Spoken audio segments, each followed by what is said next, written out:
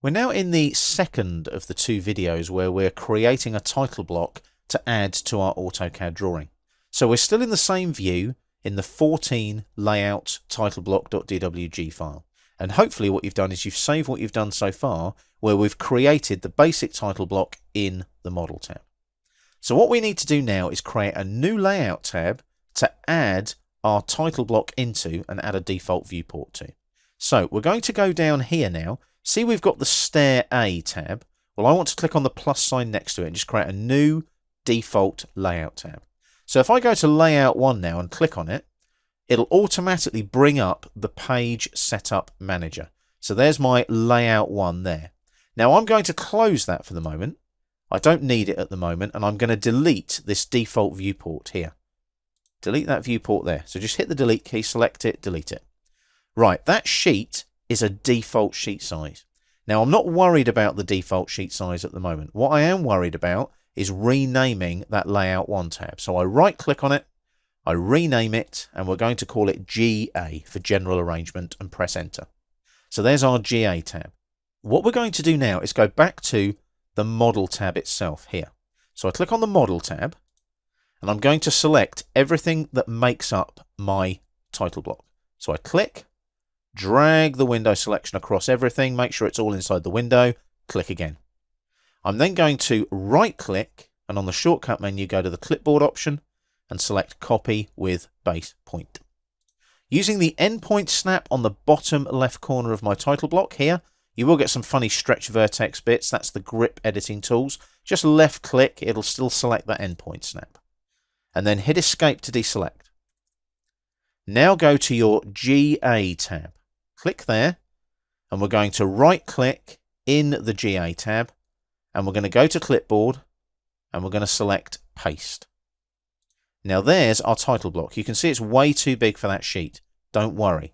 Select 0, 0, and then press enter. Now that will place that, can you see, on the corner of those dotted lines. And if I zoom out, you can see that sheet is way too small for that title block. So what we need to do now is create a new page setup for our title block.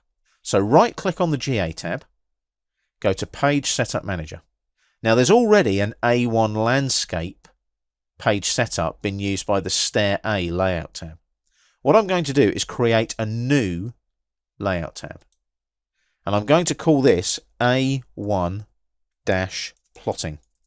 So this is our plotting title block. Okay? So we're going to call it A1 plotting and I'm going to click on OK. That'll open up the page setup for the GA tab.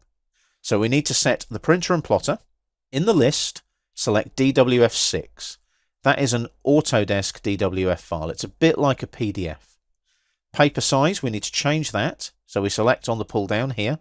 Now you will need to scroll up to find the ISO A1 841 by 594. Make sure that the 841 is at the beginning and not the 594. The 841 by 594 is landscape. The 594 by 841 is portrait.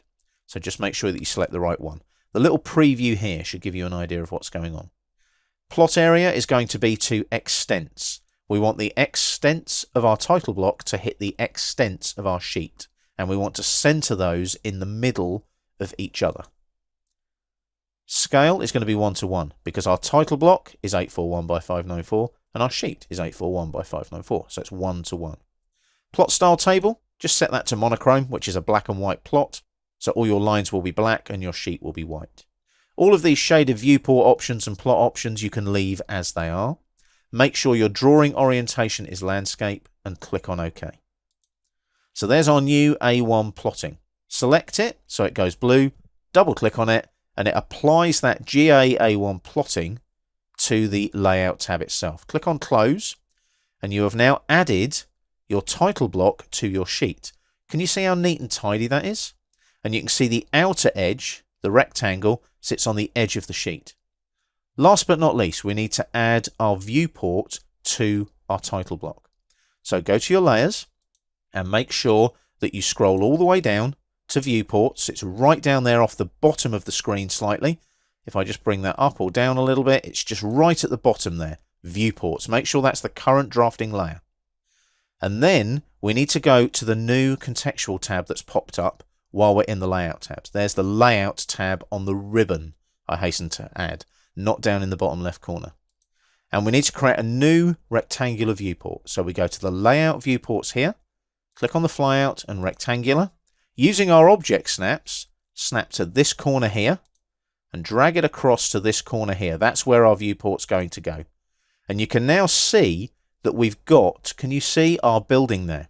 Now it's done a default zoom to extents, and you can just see, look, there's our little title block there.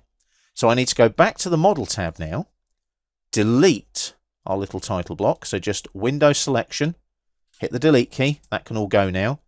Double click to zoom extents. Good CAD practice in the model tab.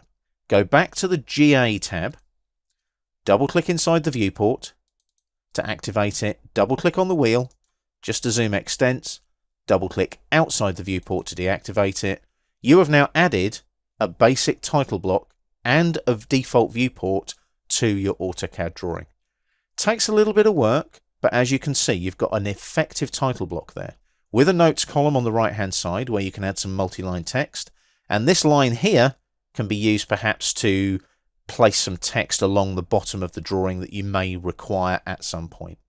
So we've created a nice new title block in our AutoCAD drawing.